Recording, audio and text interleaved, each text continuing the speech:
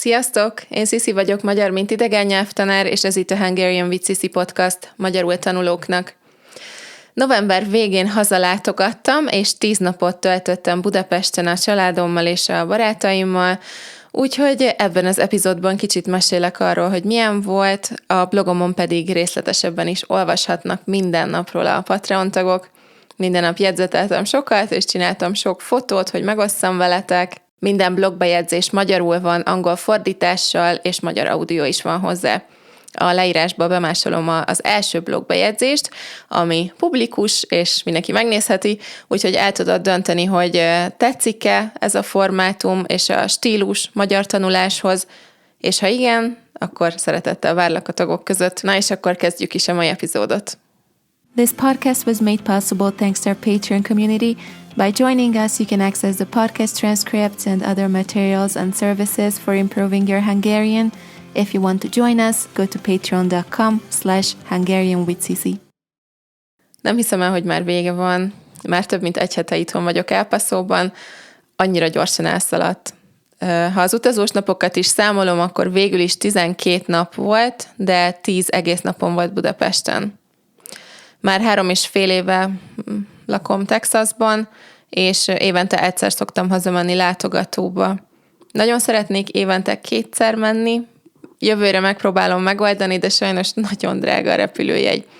Egy feladott csomaggal együtt $1700, 2 átszállás, 20 óra az út, úgyhogy nem annyira egyszerű, de most amúgy nagyon jó kis utam volt, gyorsan eltelt, egész kényelmes volt, minden pontos volt, és minden csomagom megérkezett. Tavaly szörnyű volt, úgyhogy most mákon volt.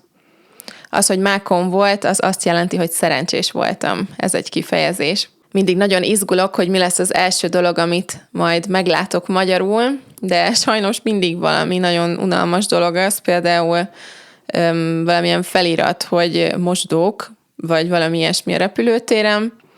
De az első európai állomáson, ami most Frankfurt volt, már mindig kicsit jobban megdobban a szívem, mert egyre több magyar szót hallok, és látom, hogy ki van írva, hogy Budapest.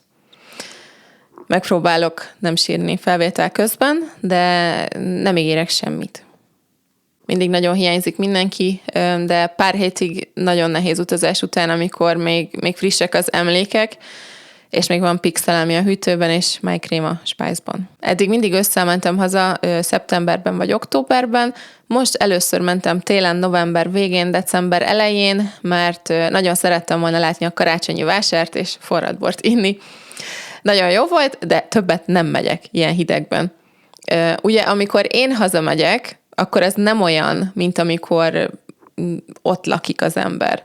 Amikor Budapesten vagyok, akkor minden nap reggeltől estig megyek valahova, vagy csinálok valamit, és ez így nem volt annyira mókás, ilyen hidegben. Az 5. napon sajnos beteg is lettem, de nagyon beteg. A 6. napomon végig csak otthon voltam, és feküdtem, aludtam, pihentem, olvastam, és kuráltam magam. Tudjátok, a szokásos citromos gyömbéres tea, vitaminok, gyógyszer, pálinka. Nem voltam 100%-on, még most sem vagyok sajnos, de nagyjából oké volt. Összeszedtem magam, mert ez a 10 napom volt csak, amire egész évben vártam. Sokat családoltam, és szinte minden nap találkoztam valakivel. A barátaim közül is volt, aki nagyon beteg volt, és együtt szenvedtünk, de nem akartuk kihagyni a találkozót. 2 Covid-tesztet is csináltam, és mindkettő negatív lett, úgyhogy nem tudom, hogy mi ez, de lassan 2 hónapja szarul vagyok, úgyhogy most már egy kicsit elegem van. Na de lényeg a lényeg, hogy tényleg csodálatos volt időt tölteni mindenkivel, megölelni mindenkit. Tök jó az internet, és hogy lehet tartani a kapcsolatot, de tényleg annyira más személyesen. Most valahogy még jobban éreztem ezt, mint eddig. De most még jobban is tudtam értékelni az összes együtt töltött időt. Biztos öregszem, nem tudom, de erről majd lesz egy külön epizód, amiben majd együtt megbeszéljük a kedves milleniál hallgatókkal, hogy a 30 az új 65. Most még egy kicsit mesélek az utamról. Ugye ilyenkor mindig limitált az idő, és nagyon jól meg kell tervezni, hogy az ember mit akar csinálni. Család és barátok az természetes, aztán pedig azt kell eltervezni, hogy hova akarok menni, mit akarok enni, és mit akarok venni. Mert 10 nap alatt sajnos nem lehet mindent. A Mátrában például már 3 éve nem voltam sajnos, és oda évente legalább 2-szer jártam mindig, amikor otthon laktam, és már nagyon hiányzik. De igyekeztem elmenni a kedvenc helyeimre a belvárosban. Voltam a Margit-szigeten egy barátnőmmel, felmentünk a Normafára anyuval, megnéztem a karácsonyi vásárt a Bazilikánál és a Vörösmarty téren a családommal. Voltam a 2 kedvenc kávézomban, a Kemenesben, a Fővám téren, és a Vajban, a Deákon. Nagyon szerettem volna elmenni az IKEA-ba, mert a Vaj kimaradt. Anyuval mindig mentünk oda kávézni és sütizni, megnézelődni. Aztán én az ELTE-re jártam egyetemre, alap- és mesterszakra is, ami az Asztóriánál van, és egy barátommal az egyetemről beültünk a könyvtár klubba, a KK-ba, ami ott van a kampuszon. Nagyon megváltozott, már egyáltalán nem úgy néz ki, mint amikor egyetemre jártunk. Furcsa volt. 6 évig ott éltem a szociális életemet minden nap, de már 7 éve nem voltam ott. Aztán hol voltam még? Megnéztem a Deákon a Lego villamost, ami most ott van, majdnem 2 millió Legóból épült. Voltam a Szabadsághídnál, mert az a kedvenc helyem az egész világon, az soha nem maradhat ki. Elmentem egy barátnőmmel az Illúziók Múzeumába, az nagyon mókás volt. Ha még nem voltál, és van lehetőséged, akkor szerintem tökre megéri. Mi nagyon jól szórakoztunk. Elég sok könyvesboltban voltam, mindig rengeteg könyvet veszek, amikor otthon vagyok. Most azt hiszem 10 vagy 11 könyvet vettem, majd Patreonon a blogbejegyzésben megmutatom, miket vettem fontosan. Nagyon király könyveket vettem. 3 el is olvastam, amíg otthon voltam, mert most már hónapok óta leszoktam a telefongörgetésről teljesen, és helyette olvasok. És kiderült, hogy van időm, csak hülyeségekkel töltöttem az időmet. Úgyhogy tényleg nem csináltam semmi extrát, csak a tipikus mindennapi kedvenc helyeimre akartam elmenni. Na és hát miket ettem? Anyukám nagyon aranyos, mindig már 1 hónappal az érkezésem előtt elkezd nekem vásárolni, és megkérdezi, hogy mit főzzön nekem, hogy tudjon készülni. Ha kellene mondanom top 3-at, akkor szerintem az első helyen van a pik szalámi, a téli szalámi, második helyen a gulyásleves és a húsleves, nem tudok választani, és a harmadik helyen a túrosrétes. De amit mindig kérek, ezeken kívül az nagyon sok lesz, körözött, vadas, rántott hús, majonézes kukoricával, vagy majonézes krumplival, csemegeuborka, csalamádé, cikla, gyulai kolbász, borsóleves, pogácsa, kakaós csiga és túrostáska. Biztos van még, most ezek jutottak eszembe. Én se a lángost, se a túrarudit nem szeretem annyira. Ha neked is van ilyen népszerűtlen véleményed, akkor írd meg a kommentekben. Ja, és forradbort is nagyon sokat ittam most. Mindenhol ittam, ahol volt. Vásárban, az utcán, a Normafánál, mindenhol, ahova beültem barátokkal. Nem szoktam inni amúgy, de a forradbor az más. A Deák Ferenc téren a Staropramenben voltam, főleg a barátaimmal, ott iszonyat finom volt a forradbor.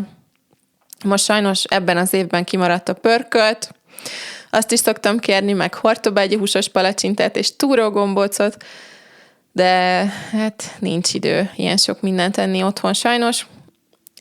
10 napig minden egyes reggel szalámis sajtos kiflit ettem reggelire, csodálatos volt. Igazából azóta is minden nap azt teszem, mert hoztam egy kis szalámit magammal. Ez titok.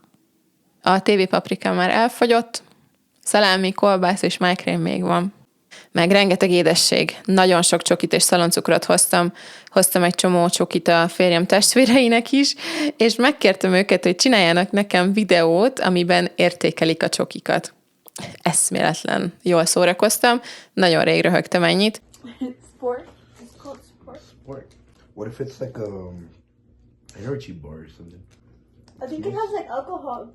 Yeah, it Yeah. smells like. Yeah, it smells like those. It smells like alcohol. And it tastes like it too. Oh, I like it. It's not bad. No, I don't know. Like 5.5. Yeah. Or 4 maybe. I don't know. I didn't like it. Hoztam házi pálinkát is, és máklikört, amit majd a karácsonyi családi buliba viszek. Tavaly nagy sikere volt a mexikói unokatestvérek körében apukám pálinkájának, olyan hülyék. Aztán hazafele fizettem egy extra bőröndöt, mert az új könyvek mellett még néhány saját régi könyvet is el akartam hozni magammal. Már 3 éve próbálom elhozni az összes könyvemet, de nincs annyi pénz a világon. Majd talán 5 év múlva itt lesz mind. Most ennyi fért bele. Az utolsó találkozók és az elköszönés anyukámtól a reptéren mindig nagyon nehéz. Amikor végre annyira közel van mindenki, és utána tudom, hogy megint nagyon messze lesznek, de sajnos ez van. Ha nem ők vannak messze, akkor a férjem van messze. Amikor néztem, ahogy elmegy a legjobb barátnőm villamosa, és integettünk egymásnak a fővám téren, utána zokogtam hazáig egész úton. Anyutól is kegyetlen elköszönni a reptéren. Amikor már megyek a biztonsági ellenőrzésre, és még látom, hogy ott áll és integet, de már nem lehet visszamenni, megölelni többet. Próbálok nem rosszként gondolni erre, hanem úgy, hogy milyen szerencsés vagyok, hogy itt is szerető család és barátok várnak, és ott is. Van, akinek egy családja sincs, nekem pedig 2 is van. Na hát többen teljesen biztos voltam, hogy el fogok érzékenyülni felvétel közben. Ide készítettem egy kis házi pálinkát, mert tudtam, hogy ez nehéz rész lesz. Úgyhogy egészségetekre.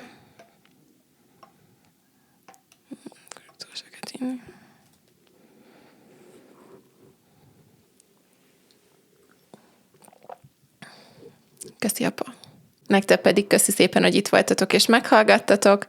Ebben az évben még egy podcastot tervezek, ami nagyon mókás lesz szerintem. A Reszkessetek betörők című filmről, angolul Home Alone, úgyhogy ha szereted ezt a karácsonyi filmet, akkor szerintem tetszeni fog.